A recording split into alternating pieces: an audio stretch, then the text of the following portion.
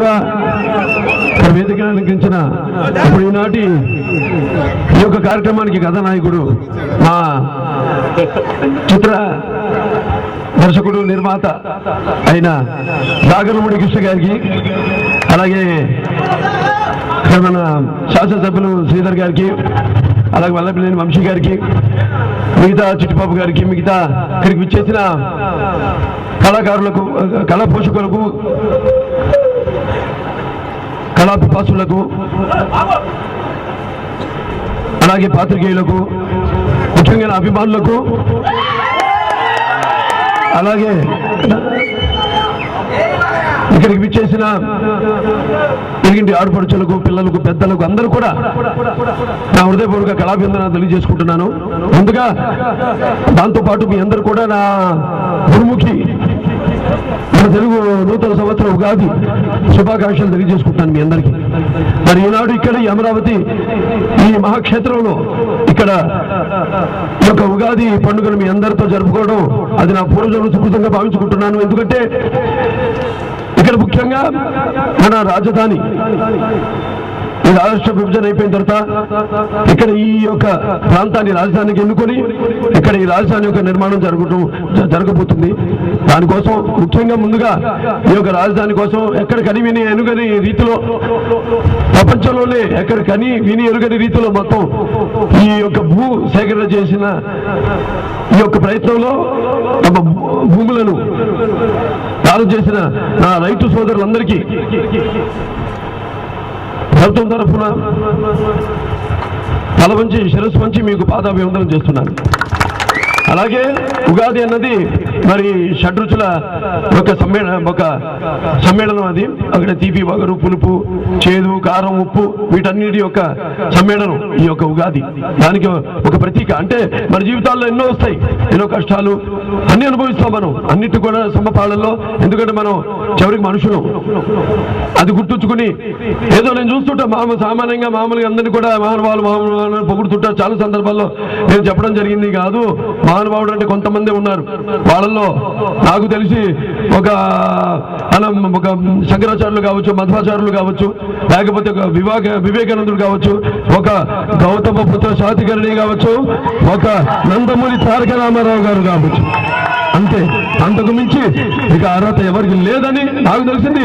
2 శకాలు 3 శకాలు. ఒకటి గౌతమపుత్ర శాతకర్ణితో మొదలైన మన తెలుగు కాలమానం, అంటే అప్పటి నుంచే మొదలైంది. అంతవరకు 78 AD ఆఫ్టర్ డెత్, అంటే దానికి ముందే ఎప్పుడో మన ఒక తెలుగు క్యాలెండర్ ప్రారంభమైంది అనమాట. ఆయనతోని శాలివాన శకం అంటాం. శాలివాన శకం నాకు తెలిసి కాదు, యథార్థం అదే. దాని తర్వాత నాకు తెలిసి స్వతంత్రం వచ్చిన తర్వాత స్వతంత్ర పోరాటం.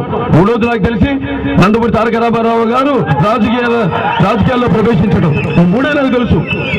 సో అటువంటి ఈ యొక్క పుణ్యక్షేత్రంలో ఈనాడు మీ అందరికీ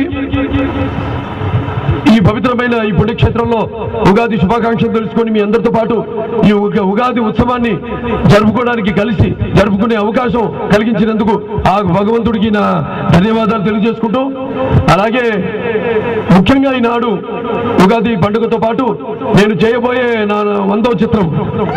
అంటే మేమనుకుంది సినిమా టైటిల్ శ్రీ గౌతమ పుత్ర శాతకర్ణికుడు. ఆ చిత్రం నా 100వ చిత్రం. చాలా మంది ఎంతో అభిమానులు అందరూ కూడా, అంటే మన సంస్కృతి, మన సంప్రదాయాలు, మన కట్టుబాట్లు, మన ఆచార వ్యవహారాలంటే చెవుకోసుకునే వాళ్ళందరూ కూడా ఎన్నో ఏళ్ళ నుంచి, అంటే ఎన్నో రోజుల నుంచి ఎదురు చూస్తున్నారు ఆ 100వ సినిమా ఏదై ఉంటుందా అని. మరి ఈనాడు ఆ చిత్రంలో నేను గౌతమ పుత్ర శాతకర్ణికుడిగా నటించడం, మరి ఇదంతా భగవత్ నిర్ణయం. ఎందుకంటే నేను ఎన్నో సినిమాలు విన్నాను. ముఖ్యంగా ఈనాడు ఈ యొక్క సినిమాని గురించి కూడా నేను ఇవాళ ఈ ఉగాది పర్వదినాన్ని అనుకుని చేయడం జరిగింది. అంతా కూడా కాకతాళీయంగా, యాదృచ్ఛికంగా జరిగింది. ముందు నేను అనుకోలే ఈ సినిమా. నేను అన్ని కూడా నా జీవితంలో కొన్ని యాదృచ్ఛికంగా చాలా కాకతీయంగా జరుగుతూ ఉంటాయి. ఇది చాలా సందర్భాల్లో చెప్పడం జరిగింది. అటు ఒక సినిమా చేస్తేనేమో అందులో డాక్టర్, నేనేమో డాక్టర్ అవ్వాలనుకోలే. చాలా మంది అంటారు డాక్టర్లు అవ్వాలనుకున్నాం, యాక్టర్ అయ్యామని. నాకు అసలు చదువు అంటే కూడా పెద్ద, అంటే చిన్నప్పటి నుంచి సాహిత్యం వీటి మీద ఎక్కువ శ్రద్ధ ఉండేది, కానీ చదువు మీద పెద్ద ఆసక్తి ఉండేది కాదు నాకు. నాన్నగారి ప్రోద్భావం వల్ల ఆయన మరి ప్రతి కనీసం మినిమం ఎడ్యుకేషన్ క్వాలిఫికేషన్ ఉండాలని ఆనాడు నేను BA పట్ట పుచ్చుకోవడం జరిగింది. మరి ఆ సందర్భంగా నేను ఒకవేళ నేను చదువుకోలేకపోతే నేనేం పోగొట్టుకునేవాడినేమో జీవితంలో అన్నది నాకు తలతర చేసి వచ్చింది. అంటే ఎంతోమంది స్నేహితులు అందరు వివిధ రంగాల్లో నిష్ఠాతులే, వాళ్ళంతా వాళ్ళ రంగాల్లో ముందుండి, ఇప్పుడు నేను కిరణ్ కుమార్ రెడ్డి గారు అయితే, మా ఎక్స్ చీఫ్ మినిస్టర్ ఆంధ్రప్రదేశ్ కలుసున్న ఉభయ రాష్ట్రాల సీఎం గారు అయితేనేమి, లేకపోతే మా సురేష్ రెడ్డి స్పీకర్ గారు అయితేనేమి, లేకపోతే అజరుద్దీన్ మన క్రికెట్ ప్లేయర్ అయితేనేమి, ఇలా ఒక్కొక్కరు చెప్పుకుంటూ పోతే ఎంతో మందితో నాకు పరిచయాలు. ఇలా అందరితో కలిసి మెలిసి ఈ కుల మత లేకపోతే ప్రాంత భేదం లేకుండా అలాగే ఒక వసుదైక కుటుంబంగా అందరూ కలిసి ఉండటం, ఆ యొక్క చదువు ద్వారా నేను ఎన్నో విషయాలు, అలాగే నాకు నెమ్మదిగా సాహిత్యం మీద ఒక ఆసక్తి పుట్టడం. ఎందుకంటే నేను సంస్కృతం స్టూడెంట్ని, BAలో సంస్కృతం నేను క్లాసికల్ లాంగ్వేజ్ తీసుకున్నాను అప్పుడు. సరే అలా ఇక చెప్పుకుంటూ పోతే ముందుగా ఈ యొక్క విషయానికి వస్తే ఈనాడు ఇది కొంచెం మీ అందరికీ చెప్పడం కొంచెం ఆలస్యం జరిగింది ఇందులో. మరి ముఖ్యంగా ఇందులో ఆలస్యం జరగడానికి కారణం ఏంటంటే, ముందుగా ఇందులో 100వ సినిమా అంటే చెప్పుకోవడానికి 100వ సినిమా అని చెప్పుకోవచ్చు, కానీ 99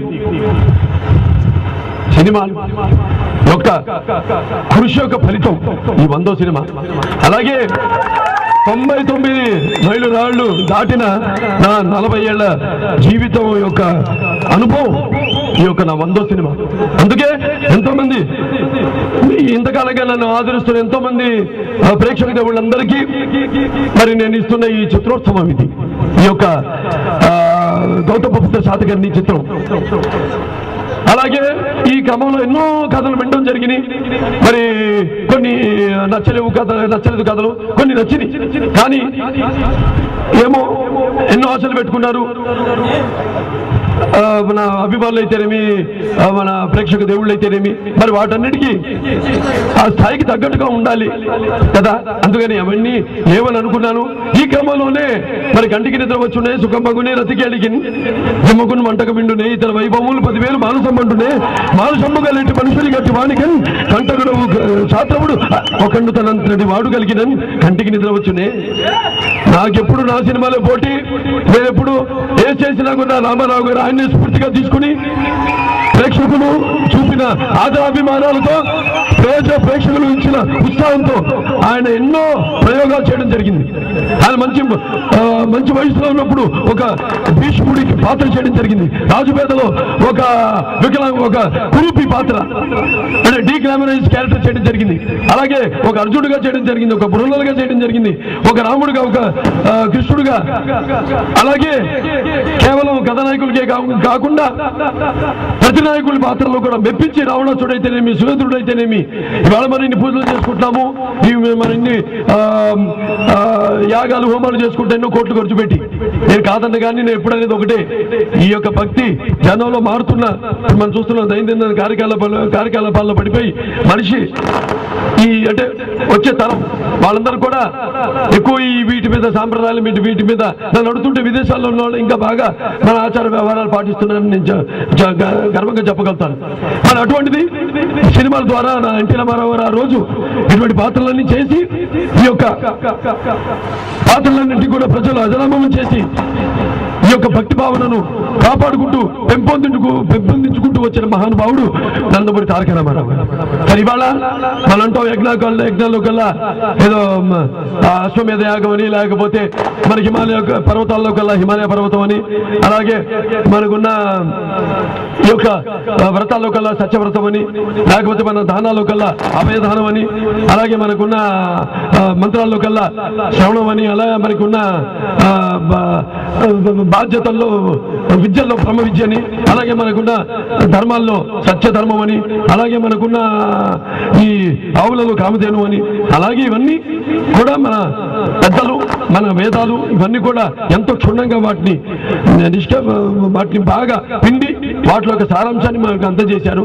ఈనాడు మరి అటువంటి ఒక తెలుగు వీరుడి గాథ ఈ యొక్క గౌతమపుత్ర శాతకర్ణి పాత్ర అంటే మన చరిత్ర. అది ఒక రకంగా అందరూ తెలుసుకోవలసిన ఒక మన ఘనమైన తెలుగు చరిత్ర ఈ యొక్క పాత్ర గౌతమపుత్ర శాతకర్ణి. మనకందరికీ తెలిసి ఎంతో మంది ఉండొచ్చు చక్రవర్తులు, కానీ మొత్తం దేశానంతా ఏకాది ఛత్రపత్యం కింద ఈ మొత్తం భరతఖండాన్ని పాలించిన మహానుభావుడు గౌతమపుత్ర శాతకర్ణి. మరి అటువంటి గౌతమపుత్ర శాతకర్ణి గురించి ఇప్పుడు ఇక్కడ దండ వేసి వచ్చాం. ఆయన 31వ వారసుడు ఆ యొక్క వంశాల్లో. ఆయన గౌతమపుత్రి యజ్ఞశ్రీ శాతకర్ణి. అలాగే మరి ఆయన 21వ రాజు ఆ యొక్క వంశానికి సంబంధించి 23వ రాజు. మరి అటువంటి దురదృష్టకరం ఏంటంటే తెలిసింది మరి చరిత్ర చాలా తక్కువ ఆయన గురించి. మనం ఎంతో మంది గురించి చదువుకుంటాం, అశోకుడు అంటాం, అలాగే చాలా మంది మన ఎంతో మంది నాన్నగారు కూడా ఎన్నో పాత్రలు వేశారు. ఆయన పాత్ర వల్ల 1000 పాత్రలు నేను వేస్తున్నందుకు ఎంతో గర్వంగా ఉంది నాకు. ప్రజలకి ఆయన బాటలు నడుచుకుంటూ ఆయన ఎప్పుడు కొత్తదాన్ని అందించేవారు, ఎప్పుడు ప్రజలు ఆయన ప్రయత్నాలన్నింటినీ ఆశీర్వదించేవారు. అటువంటి ప్రయత్నంలో ఒక భాగమే ఈనాడు ఈ యొక్క గౌతమపుత్ర శాతకర్ణి. ఆయన నాన్నగారు ఎన్నో సినిమాలు చేశారు. ఆయన అంటే ఒక పల్నాటి బ్రహ్మనాయుడు కావచ్చు, లేకపోతే శ్రీకాకుళాంధ్ర మహావిష్ణువు కావచ్చు, లేకపోతే ఒక పల్నాటి రంగనాయుడు కావచ్చు, లేకపోతే ఒక శ్రీకృష్ణదేవరాయలు కావచ్చు.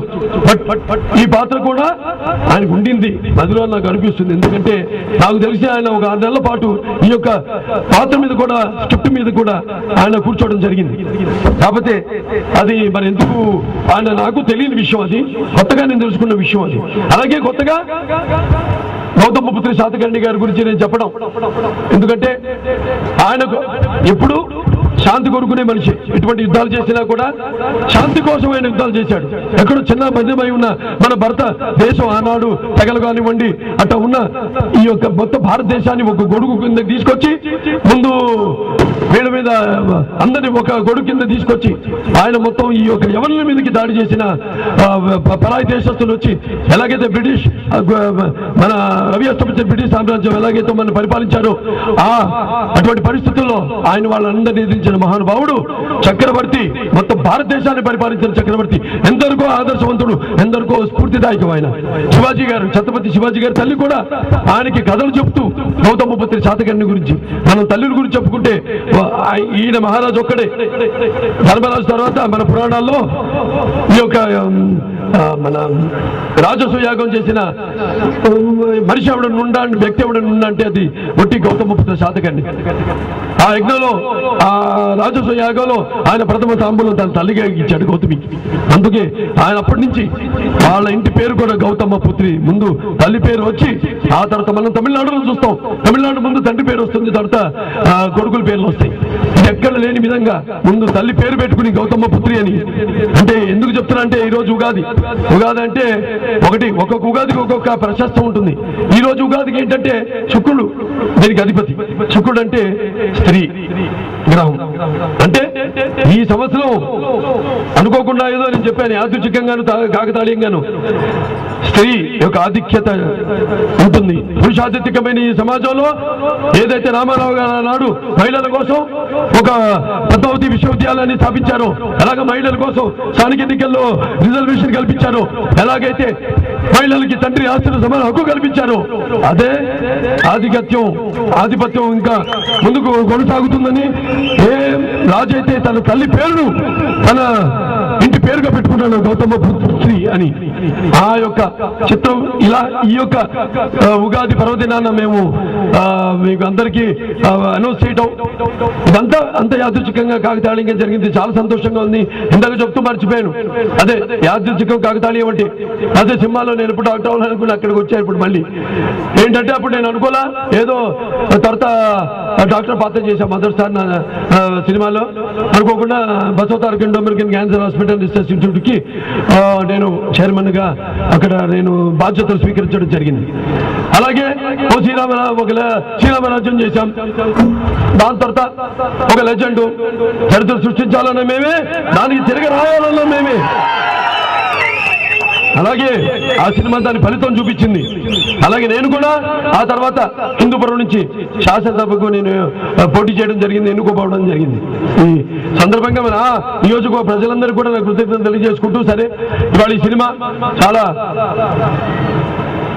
వినోదం అన్ని కూడిన సినిమా. ఏదైతే మీరు అన్ని ఈ ఉగాది పచ్చడిలాగా ఏదైతే బాలకృష్ణ సినిమా నుంచి మీరు అన్ని కోరుకుంటారో అలాగే అన్ని నవరసాలు ఉండే చిత్రం అవుతుంది ఈ సినిమా. తప్పకుండా మరి జ్ఞాన సాక్షాత్కారం అందుకున్న తథాగతుని ఆశ్రయించారు బుద్ధం శరణం గచ్చామి అని. ఆయన బోధనలతో తెలియజేసుకుని స్వార్థాన్ని జయించి సామాజిక దృష్టిని అలవరుచుకుంది సంఘం శరణం గచ్చామి అని. స్వార్థరైతే సంఘ సేవలో ధరించి ధర్మం శరణం గచ్చామి అని గ్రహించారు. మరి ఇటు అమరావతి గోలలో అలానే బౌద్ధ వాంగ్యానికి ప్రాణ ప్రతిష్ఠ చేశారు. మరి అటువంటి ఈ సినిమా చేయడం అంటే ఇదంతా దైవ నిర్ణయం. అలాగే నాకు తెలిసిన దైవం మా నాన్నగారు నందమూరి తారక రామారావు గారు. ఆయన వెనకుండి ఈ సినిమాని మౌలి కృష్ణ ద్వారా ఆయన ఒక ఏమంటామంటే మనం ఒక సంధానకర్త అంటాం. సంధానకర్త ఇవన్నీ జరగడానికి మరి దేవుడు కొంతమందిని ఎన్నుకుంటాడు అంతే. అది ఈ రోజు అమ్మలందరినీ ఎన్నుకునేందుకు అంటే ఇందాక చెప్తూ మర్చిపోయిన విషయం అదేంటంటే మరి మామూలు పాపకర్మ ఫలం అనుభవించడానికి మనం మళ్ళీ మనుషులుగా జన్మిస్తూ ఉంటాం. కానీ గత కృత కర్మ ఫలం అనుభవించడానికి కొన్ని ఆత్మలు మాత్రం కొన్ని శరీరాలు స్వీకరిస్తాయి. మరి కొన్ని ఆత్మలు మరికొన్ని ఆత్మల యొక్క గత కృత కర్మ ఫలం అనుభవింప చేయడానికని అవి పుడుతూ ఉంటాయి. వాళ్ళే మహానుభావులు, ఇందాక మహానుభావులు అన్నాను. సో అటువంటి మమ్మల్ని ఈ యొక్క సినిమాలో ఈ సినిమా చేయడానికి అందరూ కలిసి ఈ సినిమా ఎవరైతే పనిచేస్తే అందరూ సాంకేతిక నిపుణులు కానివ్వండి అందరూ కూడా ఇది మా పూర్వజన్మ సుకృతంగా భావిస్తున్నాను.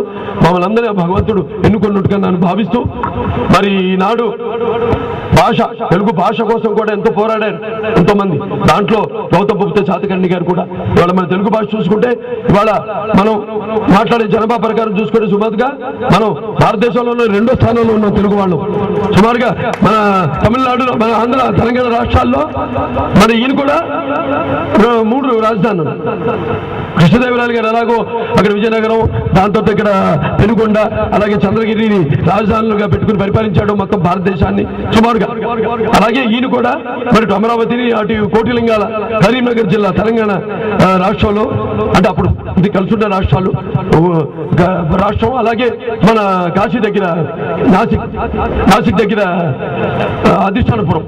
ప్రతిష్టానపురం వీటన్నింటి 3 కూడా రాజధానిగా ఆయన మొత్తం భారతదేశాన్ని పరిపాలించడం జరిగింది. మరి ఆయన కూడా ఈ యొక్క నేను అనేది ఏంటంటే మనం ఇవాళ ఆంధ్ర తెలంగాణ రాష్ట్రాల్లో కలిసి ఒక 8 కోట్ల మంది ఉంటే మన ఇక్కడ తమిళనాడులో సుమారుగా ఒక 2,80,00,000 మంది ఉన్నాం. అలాగే అక్కడ కర్ణాటకలో సుమారుగా 1,70,00,000 మంది ఉన్నాం. అలాగే ఛత్తీస్గఢ్, ఒరిస్సాలో ఒక 60,00,000 మంది ఉన్నాం. మహారాష్ట్రలో ఒక 1 కోటికి పైన ఉన్నాం తెలుగు మాట్లాడేవారు. అలాగే ఇటు అటు అందరినీ కలిపితే విదేశాల్లో ఉన్న తెలుగు వాళ్ళందరినీ కలిపితే కూడా ఇవాళ సుమారుగా 18 కోట్ల మంది ఉన్నాం మనం తెలుగు మాట్లాడేవాళ్ళు. సో అటువంటి సంపన్నమైన భాష సంస్కృతి మనది. సో ఈనాడు మరి ఈరోజు భరతమాతకే ఒక వెన్నుపూస మన తెలుగు భాష. అంటే నాగరికతకు తలకట్టు మన తెలుగు భాష. జాతి వెలి తిప్పిన దేశం మన మాతృభాష. అలాగే ప్రపంచ పటం కట్టిన పంచకట్టు మన తెలుగు భాష. ఇవన్నీ కూడా గుర్తుపెట్టుకుని బ్రహ్మాండం ఈ సినిమా నవ్వుతున్న భవిష్యత్.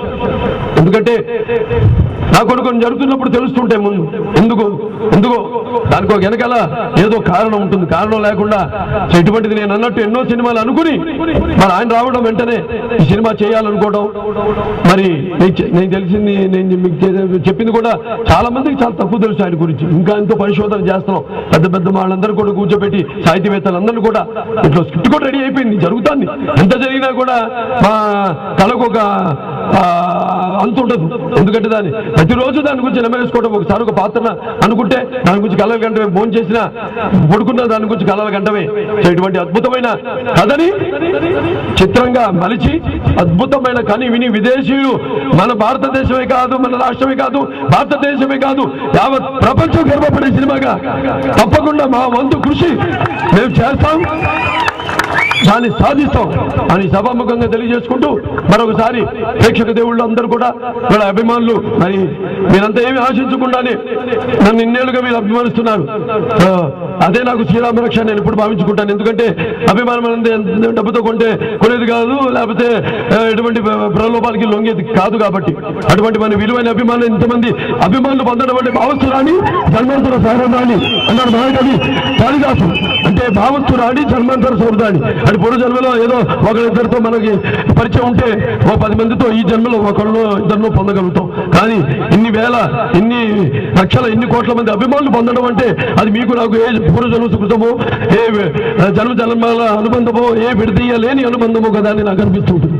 మరి ఇటువంటి ఘనాన్ని నాకు ప్రసాదించినందుకు, ఇటువంటి ఘనమైన తెలుగు గడ్డ జాతికి నేను సొంతం కావడం అన్నది అది నా ఎన్నో జన్మల సుకృతంగా భావించుకుంటూ మరి ఆ తల్లిదండ్రులు నాకు ఇచ్చిన జన్మనిచ్చిన తల్లిదండ్రులు కూడా ఒకసారి వాగర్త సంపూర్తో వాగర్త ప్రతిపతే జగత పితరం వందే పార్వతీ పరమేశ్వరం. అలాగే ఈ సంవత్సరం ఉగాదికి విష్ణు మూల దైవం కాబట్టి అందరూ కూడా అందరి నేనంటే పొద్దునే లేస్తాం, 3 లేచుకుని అప్పటి నుంచి నా దినచర్య మొదలవుతుంది. ఇది ఎన్నో సందర్భాలు నేను ఎందుకు చెప్తానంటే దాంట్లో పడితే మనం అనుభవిస్తేనే తెలుస్తుంది. మన జీవితాన్ని ఒక క్రమబద్ధంగా దాన్ని నిర్దేశించినట్టు దీన్ని కాలం మనంటే రావాలి, కానీ మనం కాలం వెంట ఎప్పుడు వెళ్ళకూడదు. అది దానికి నిదర్శనం, దానికి స్ఫూర్తి నందమూరి తారక రామారావు గారు. సో అలా మనందరూ కూడా ఈ యొక్క నేను ఇప్పుడు చెప్పిన మాటలు, లేకపోతే రేపు మేము చేయబోయే ఈ సినిమాను కూడా మీరు చూసి మీరంతా కూడా ఎంతో ఇంకా నిరంతరాభివృద్ధి చెందాలని ఈ ఉగాది సందర్భంగా అందరూ కూడా భగవంతుడు అశ్వేశ్వర సుఖతంతుషాలు, భోగభాగ్యాలు, కీర్తి ప్రతిష్టలు, సిద్ధంపదలు, ఆయురాగ్యం, సంపూర్ణ ఆయుష్, నవగ్రహాల ఆనుకూల్యం ప్రసాదించాలని మనస్ఫూర్తిగా కోరుకుంటూ మరొకసారి ఈ కార్యక్రమం చేసిన మీ అందరికీ, ముఖ్యంగా మా నిర్మాత సాయిబాబు గారు, అంటే ఆయన లేరు ఇక్కడ, అంటే మన కృష్ణ గారి తండ్రి గారు, ఆయన కూడా ఇందులో ఒక పార్ట్నర్. ఆయన ఇక్కడ లేరు. ఆయన ప్లస్ శ్రీనివాస్ గారు ఇక్కడ ఉన్నారు, బి బోసు, దాంతో ఇంకెవరు అజయ్ రెడ్డి, రాజీవ్ రెడ్డి గారు, వాళ్ళందరూ వాళ్ళ ముగ్గురు ఈ సినిమాకి నిర్మాతలు. ఇంకా ఎంతో మంది ఉన్నారు. ఈ చిత్రం బాగా బ్రహ్మాండంగా రావాలి, చరిత్రలో నిలిచిపోవాలి, ప్రపంచ చలనచిత్ర చరిత్రలో నిలిచిపోవాలని. ఒకటి చలనచిత్రమే కాదు, ఈ చిత్రం నేను చెప్పినట్టు నేను ఒక మనిషి ఆదర్శం. ఎలాగైతే రామారావు గురించి చెప్పానో, ఎన్టీఆర్ అంటే కేవలం నందమూరి తారక రామారావు అనుకో, నేను వెంటనే నటనాలయం, ఆ నిల్లే ఒక నటనాలయం, అందులో ఆయన ఒక నటరాజ నటసింహుడు. టీ అంటే తార మండలంలోని తారక ధృపతారకుడు. ఆర్ అంటే రాజస్సు రారాజీ రాజకీయ దురంధర యుగంధరుడు, రమణీయ రమ్య కమనీయ సౌమ్య గుణరాముడు. అందుకే ఆయన అందరి గుండెల్లో నిండుగా మెండుగా ఉండి మనందరికీ ఆరాధ్యుడయ్యాడు. ఆయన ఆశిస్తున్న ఈ చిత్రానికి ఉండాలని, ఎందుకంటే ఆయన చేయని పాత్ర లేదు నేను చెప్పినట్టు, ఉండాలని కోరుకుంటూ మరొకసారి కార్యక్రమం చేసిన నా పాత్రికేయ సోదరులందరికీ, పోలీస్ శాఖ వారికి అందరూ కూడా నా కృతజ్ఞతలు తెలియజేసుకుంటూ